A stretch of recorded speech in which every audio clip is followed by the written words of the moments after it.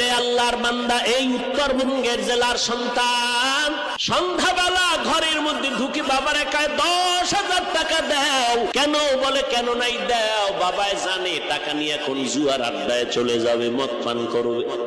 বাবায় কয় দিব না। সন্তান উঠাইয়া বাবারে মায়ের শুরু করলো। বাবাকে এক পর্যায়ে মারতে মারতে রক্ত পড়া শুরু হয়ে গেল জমিনে। দুঃখিনী মা সন্তানের পা জড়াইয়া কাঁদে আর কয় বাবা তুই আর মারবি না, সহ্য করা যায় না।